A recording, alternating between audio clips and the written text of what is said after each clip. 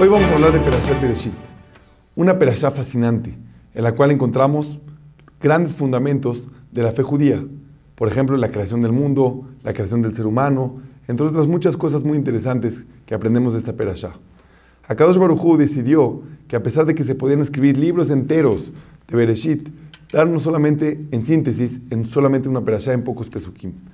El motivo principalmente es porque son cosas que probablemente nos interesen a todos, que durante todas las generaciones se han tratado de buscar los motivos del por qué, cómo se creó el mundo, los momentos y etcétera. A todos nos llaman mucho la atención, pero definitivamente no nos dejan tanto en la vida. Mucha gente durante toda la historia del mundo se ha preguntado cómo se creó el mundo, cómo, si fue el Big Bang, si fue aquí, si fue allá, pero casi nadie se pregunta para qué se creó el mundo. ¿Para qué Hashem creó este mundo tan especial? ¿Saben por qué? Porque cuando te preguntas para qué, te comprometes. Cuando te preguntas para qué, entonces te comprometes a encontrar un sentido, a encontrar un para qué y un por qué. ¿Por qué vivo? ¿Para qué tengo que estar acá? ¿Cuál es el objetivo? Y entonces eso nos obligaría a cambiar a lo mejor algunas actividades que hacemos diariamente. Y no es cómodo, y por lo tanto preferimos quedarnos con la idea de cómo, pero no con el para qué. Por eso, B'ezrat Hashem, en esta clase trataremos de encontrar, además de cuántos mensajes increíbles hay dentro de la Perashá Bereshit, cuánta información grandísima, los fundamentos de toda la fe podremos encontrar en ella, trataremos de dar algunos puntos que nos ayuden para nuestra vida diaria. Algunos puntos especiales en los cuales encontremos mensajes que nos ayuden a cambiar realmente nuestra vida y que este año que recién comienza podamos lograr un para qué vivir, un para qué y cómo. En las primeras 3 palabras con las cuales Akadosh Baruj Hu decidió comenzar su Torah, Bereshit bara Elokim, encontramos en sus últimas letras la palabra Emet.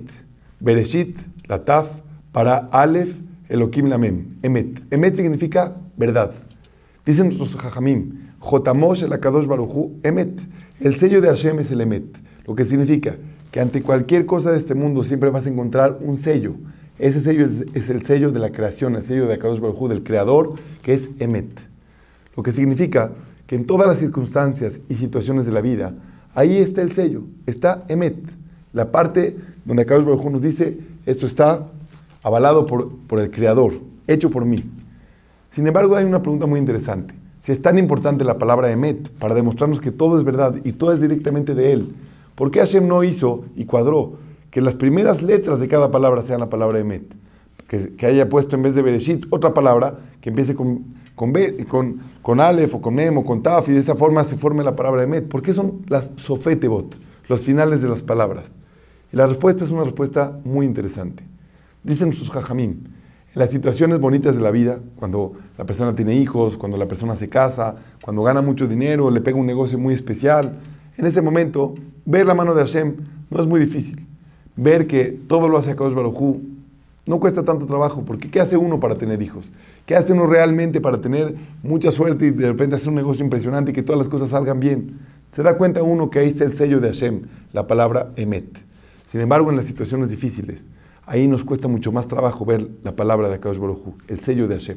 Ahí nos cuesta mucho más trabajo. Y por eso, Akadosh Baruj Hu decidió ponerlo en las Sofetebot, los finales de cada palabra, Bereshit bara Elokim, para decirnos, siempre vas a encontrar el sello de Hashem, el Emet. Pero a veces lo vas a encontrar al principio, pero siempre lo vas a encontrar y a veces hasta el final. Y a veces no nada más en este mundo, puede ser que después de que nos vayamos de este mundo, ahí es cuando entenderemos que todas las situaciones que Hashem nos pone son hechas solamente para nuestro bien. El viernes en la noche, en todas las casas de Am Israel, repetimos unos pesukim que aparecen en nuestra perashá. En el Kiddush, en la noche, cuando levantamos la copa antes de empezar la cena de Shabbat, decimos unos pesukim de Perashat Bereshit, justamente los que se refieren a la creación del día de Shabbat, al día 7º de la creación. En estos pesukim existe una pregunta muy interesante. Dice el pasuk, Vaijal Elokim bayom hashevi. Traducción, Hashem terminó su trabajo el día 7º. Cuando tú contratas a alguien y trabaja, y te dice, ya terminé, ¿en qué momento termina? En ese momento que te dice, ya terminé. La pregunta surge, y es una pregunta muy fuerte. Estamos acostumbrados a pensar y a saber que Hashem creó el mundo en 6 días, y el 7º día Hashem descansó. Sin embargo, en el pasuk dice, Vaijal Elokim bayom hashevi. Akadosh Baruj Hu descansó, terminó, Vaijal Elokim terminó de trabajar el día 7º. Lo que nos dice, aparentemente, que Hashem también trabajó el día séptimo y el día séptimo fue el día que terminó. Es una pregunta muy interesante. Definitivamente una pregunta que se necesita de mucha fuerza para poderla contestar. Ya hay diferentes respuestas. Claro que ya, Baruch Hashem, muchos jajamim ya entraron en la respuesta de esta pregunta tan bonita.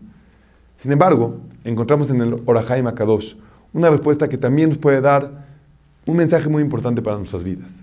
Dice el Or HaChaim HaKadosh, ¿por qué cuando un niño nace tenemos que esperar 8 días para su Brit Milá? ¿Por qué 8, no 16, 14, 8, 4? ¿Por qué justamente el número 8? Dice el Or HaChaim HaKadosh, porque en 8 días seguro hay un Shabbat. De hecho, también los animales para los korbanot, para hacerle shejitá, tenían que pasar 8 días de vida. ¿Cuál es el motivo del número 8? ¿Para qué el número 8? Dice el Or HaChaim HaKadosh, porque en 8 días seguro hay un Shabbat. Y si hay un Shabbat, en el momento que recae Shabbat, el niño, o afilu hasta sin comparación el animal, recibe también una neshama mucho más integral y mucho más fuerte en el día de Shabbat. El Brit Milá, el pacto con HaKadosh Baruj Hu, no se puede hacer hasta que esa neshama no haya recibido su complemento, que es el día de Shabbat, el día mismo. Lo que nos dice el Or HaChaim HaKadosh, cuando Hashem creó todo el mundo, lo creó, sin embargo, no se había consolidado el mundo. Le faltaba. ¿Qué le faltaba? Le faltaba la neshama, le faltaba la fuerza espiritual del mundo entero. Esa fuerza Hashem la creó en Shabbat. Esa fuerza Hashem la insufló en el mundo entero en Shabbat Kodesh. Y así contesta el Or HaChaim HaKadosh, Vaihal Elohim, cómo terminó su creación, cómo puso el sello de oro de toda la creación, dándole sentido a todo lo que creó, dándole fuerza y dándole la parte espiritual de esta creación tan bonita que Hashem nos puso y nos dio. Eso es un mensaje muy importante para nosotros. Shabbat es la planeación y la creación de todos los siguientes 6 días de la semana. Shabbat es un día en el cual, igual que Hashem, descansamos en la creación de cosas físicas. Sin embargo, empezamos con la creación de cosas espirituales, con los planes de la siguiente semana, con la fuerza espiritual que empezamos a desarrollar. De hecho, nosotros sabemos muy bien que en Shabbat recibimos una Neshama Yeterá, incluyente a nuestra Neshama. Hashem nos manda cada Shabbat una parte extra del alma, que la llamamos Neshama Yeterá, el alma extra. Es un alma que siempre es la misma. Cuando después de 120 años que el alma se vaya del cuerpo, nuestra Neshama Yeterá se va a unir entonces a nuestra Neshama, porque son lo mismo. Cada Shabbat viene con nosotros. Ese es uno de los motivos que en Shabbat tenemos más hambre o dormimos más, porque ya estamos más cargados espiritualmente en Shabbat. La Neshama Yeterá viene al cuerpo, viene a disfrutar de un día plenamente espiritual. Viene a disfrutar de un día en el cual el contacto que tenemos con nuestros familiares, con nuestros hijos, esposa, etcétera, nos construye mucho más la Neshama. Pero principalmente tenemos la oportunidad de conectarnos con nuestra esencia, de conocer más de la Torah, de saber cuál es el objetivo. En Shabbat tenemos que dejar de hacer cosas. ¿Pero para qué? Para comenzar a ser tú, conectarte con tu esencia verdadera. Ese es el trabajo de Shabbat. Y eso realmente es la esencia de todos los siguientes días. Todo lo que haces tiene que tener una esencia, tiene que tener un para qué. Eso es Shabbat Kodesh. Y eso es lo que HaKadosh Baruj Hu finalizó haciendo, como dice el Pasuk, Vaihal Elohim Hayom Hashvi. Nos recuerda algo muy importante. En Shabbat descansamos, pero descansamos de las cosas físicas, pero trabajamos mucho por lo espiritual. Hay mucha gente que piensa que Shabbat es solamente comer, dormir, descansar, y nada que ver. Shabbat es un día en el cual puedes brillar tu Neshama de una forma mucho más especial. Como cuentan de Rav Chaim Vital, uno de los alumnos predilectos de Arizal, fuente de toda la Kabbalah, que una vez le preguntó a su maestro, el Arizal, una pregunta muy, muy profunda y muy complicada. Y le dijo el Rab, hoy es martes, hoy no te la puedo contestar. Le contestó el Rab, ¿y qué tiene que ver que sea martes? Le dijo, hoy, en días de Hol, en días de la semana, no tenemos ese brillo de la Neshama tan especial como lo tenemos en Shabbat. Por favor, acércate conmigo en Shabbat y vas a ver que te la podré explicar y así también la vas a poder entender mucho mejor el día de Shabbat. Eso es el día tan bonito que tenemos, que debemos de tratar, Besat Hashem, de constituirlo como un día con Neshama, un día con alma, con sentido, con profundidad. Ese es un trabajo muy importante. Adam HaRishon le puso nombres a todos los animales. ¿En base a qué? Obviamente, en base a su esencia, en base a lo que son. Por ejemplo, dicen nuestros jajamim, por tomar un ejemplo muy sencillo, el burro, que conocemos, el asno, que conocemos así en español, Adam HaRishon le puso Hamor. Hamor significa homer, hombrí, material, muy material. Quiere decir, el burro es muy efectivo, para trabajar, para cargar, es muy efectivo. Sin embargo, le hace falta, tiene demasiada materia y poca inteligencia, por eso le llamamos burro, porque tiene mucha materia, es muy bueno, pero no tiene mucha inteligencia. Así le puso. Kelev, el famoso perro, que sabemos que el perro es el mejor amigo del hombre. Kelev, como el corazón, cerca de ti, es muy fiel. Los perros, esa es la esencia de los animales. Y así les puso sus nombres. Adam Rishon se puso nombre a sí mismo. ¿Cuál fue su nombre? Adam. ¿Por qué? Nos dice la Perashá. Porque fuimos hechos de la Adamá, fuimos hechos de la tierra. Como sabemos, Hashem formó el cuerpo del ser humano y le insufló en el cuerpo el Ruach, la Neshama que tenemos, que es una parte directa de Akadosh Baruj Hu, y así nos creó. Entonces, Adam se quiso poner como nombre Adam porque fuimos sacados de la Adamá. La pregunta que surge es, ¿cómo? ¿Y los animales no fueron creados de la Adamá? También fueron creados de la tierra. Y entonces, ¿qué eso tiene que ver con nuestra esencia? ¿Qué el nombre que nos puso, que se puso a sí mismo Adam Rishon, qué tiene que ver con la esencia? Así como el Hamor, así como el Kelev, ¿qué tiene que ver Adam con la esencia de nosotros? Como dijimos, Adam significa Adamá. La tierra tiene unos factores muy interesantes. Por ejemplo, hay tierras muy buenas, muy fértiles, que dan frutos increíbles. Hay tierras más o menos, hay tierras malas, pero todas tienen un factor común. Ninguna tierra da frutos si no la trabajas. Si no trabajas la tierra, si no la araste, si no quitaste las hierbas malas, si no pusiste un buen abono, hiciste un trabajo de cosechar también para sacar de ahí los frutos que tú necesitas. Dijo Adam Rishon, nosotros fuimos creados en potencia como una tierra. Ahora, para que de nosotros salgan frutos, llámese hijos, llámese buenas acciones, llámese lo que venimos a hacer a este mundo, que es dar a los demás, para eso se necesita trabajar. Para eso, sin esfuerzo y sin trabajo, no hay nada. Dijo Adam Rishon, nosotros nos llamamos Adán para recordar este concepto. Trabaja. Hay que trabajar. Hay que hacer muchas cosas. Hay que quitar de nosotros las cosas malas. Hay que arar en nosotros para sentirnos de esa manera que estamos trabajando y así podremos encontrar frutos muy bonitos. Dice el Ben Ish Chai, el Rab, uno de los grandes jajamim de Bagdad, de la época anterior, dice, siempre hay que encontrar una relación entre la última mitzvah de la Torah y la primera mitzvah de la Torah. ¿Cuál fue la última mitzvah de la Torah? Como sabemos, Beatá, Kitbu Lahem et Hashirah Azot. Y ahora, escriban para ustedes este cántico que se refiere a la Torah Kedoshá, que lo llamó como un cántico, porque es un cántico cuando una persona se da cuenta qué precioso es saber exactamente qué debe de hacer. Y así llamó, escribir un Sefer Torah, la última mitzvah de la Torah. Primer mitzvah de la Torah que encontramos en esta perashá, ¿cuál fue? Pru, Urbu, Umileu et Haaretz. Dijo Adam Rishon, ustedes deben de reproducirse para llenar toda la tierra. ¿Qué relación hay entre la última mitzvah de la Torah y la primera mitzvah de la Torah? Última, escribir un Sefer Torah. Primer mitzvah, reproducirse. Dice el Ben Ish Chai algo muy bonito. Dice lo siguiente. Cuando una persona estudia Torah, escribe un Sefer Torah para estudiarlo, para tenerlo, también está creando. No se da cuenta, pero también crea una fuerza espiritual especial. Crea a través de lo que hace, de sus buenas acciones, de comportarse bien con los demás, está creando. Y al crear, no es menos, como nos dice el Ben Ish Chai, que cuando tienes la oportunidad de tener hijos, te estás reproduciendo también. Así como la reproducción que te da cuando ves a un niño y lo cargas a tu propio hijo, así también el producto de tus buenas acciones. Ese es el trabajo. Pero para dar un buen fruto, para dar muy buenos resultados, es importante trabajar.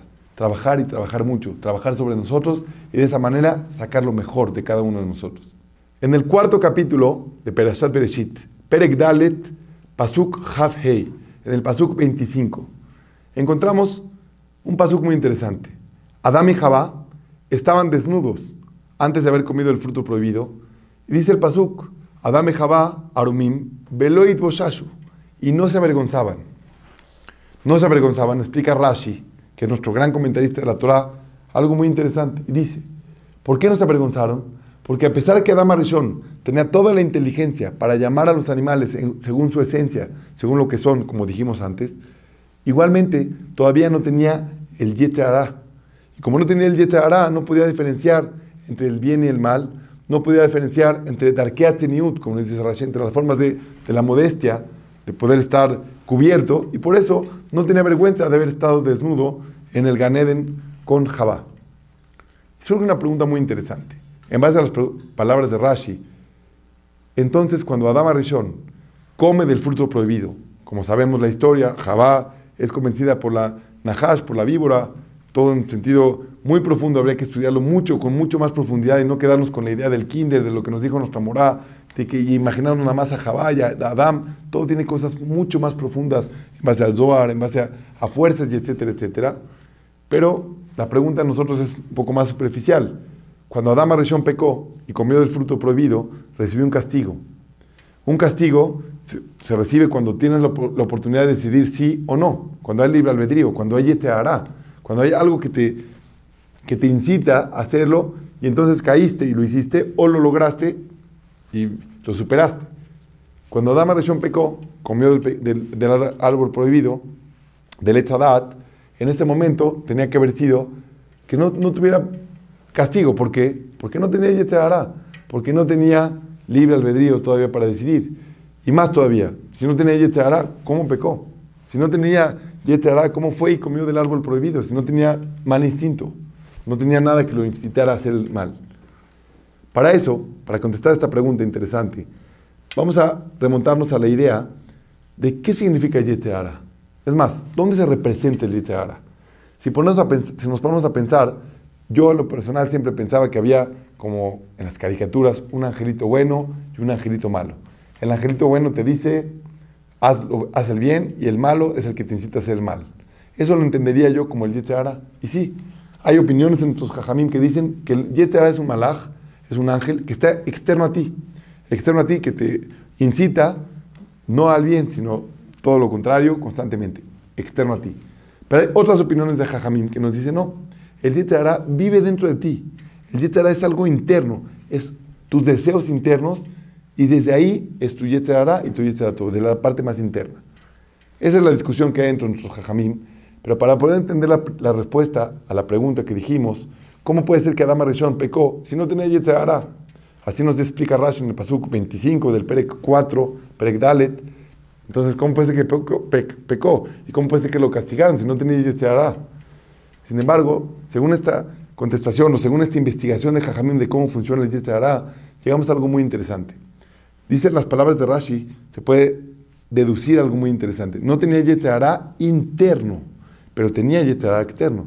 La Nahash, la víbora, la serpiente del Gan Eden, ella representaba a la parte del Yetzer Hará, al instinto de la persona, el instinto que lleva a la persona a pecar. Pero era externo. La Nahash vivía fuera de Adán Arishon. Adán Arishon todavía no tenía el Yetzer Hará interno en él. No lo había internalizado. Eso se logró, se dio cuando Adán Arishon comió del Etz Hadat. En ese momento, Adán Arishon hizo como una cuenta, así nos dice nuestro Jajamim. Dijo, cuando el Yetzer Hará está afuera, no hay tanta prueba, no hay tanto trabajo interno. Ahora que comió del Etz Hadat y el Yetzer Hará es parte de nosotros, es parte interna de nosotros, ahí se complicó muchísimo más la cosa. Como sabemos, el castigo que tomó Adán Arishon fue expulsado del Gan Eden, y hasta hoy todavía seguimos Bezrat Hashem con la esperanza de poder regresar a tiempos del Mashiach, y etc. Pero algo muy interesante quiero compartir contigo. El Yetzer Hará ahora vive de las dos maneras. Es un ángel que le da fuerza a nuestra parte interna y ahora vive dentro de nosotros. Después del pecado de Adán Arishon, el Yetzer Hará está en nosotros. Y es mucho más difícil trabajar con un Yetzer Hará interno que con un Yetzer Hará externo. Cuando es de afuera, bueno, decidirás. Ahí está que la serpiente nos ganó. Pero igualmente, ahora mucho más. Cuando el Yetzer Hará está dentro de nosotros, cuesta muchísimo más trabajo. Y ese es el trabajo que tenemos que hacer. Afirmo que el Yetzer Hará, a pesar de que el Yetzer Hará te diga, te conviene por tu bien, porque está dentro de ti, te lo hace ver como lo mejor, nuestro trabajo es descubrir al Yetzer Hará y darnos cuenta, cada uno de nosotros, cómo esa acción no me va a llevar a nada bueno. Más todavía, muy interesante, dice en el Zohar HaKadosh, que cada uno de nuestros dedos representa uno de nuestros sentidos. Son 5 sentidos, 5 dedos, el olfato, el gusto, etc. Dicen nuestros jajamim, este dedo representa al sentido del gusto. Y muy curioso, el Yetzer Hará entró por primera vez en nosotros, ¿cómo? Por medio del pecado de Adán Arishon. Por medio de haber comido del Etz Hadat, por medio de la boca, por ahí entró el Yetzer Hará, por ahí se hizo parte de nosotros el Yetzer Hará. Y no es casualidad que al ser humano le cueste mucho trabajo todos los temas relacionados con la boca, tanto lo que comes como lo que sacas. Comer kasher, esforzarse por buscar bien realmente que sea kasher o que no, o lo que sacas, hablar de alguien, hablar Hazbe Shalom Lashon Hara, decir cosas negativas de otros, es muy, muy delicado y tenemos mucho Yetzer Hara. Nos cuesta mucho trabajo. ¿Por qué? Dicen los Jajamín, porque por ahí entró el Yetzer Hara en un principio. Pero no hay ninguna casualidad. Hay ultrasonidos donde se ve el feto en la panza de su mamá y ahí podemos ver en el útero y se puede llegar a ver cómo hay bebés que desde el útero ya se están chupando el dedo. Y cuando nacen, increíble, pero se lo encuentran y se chupan el dedo. ¿Cuál se chupan normalmente los niños? Este dedo. ¿Por qué no estos dos? ¿Por qué no estos tres? ¿Por qué este? Según el Zohar HaKadosh, porque este representa el sentido del gusto.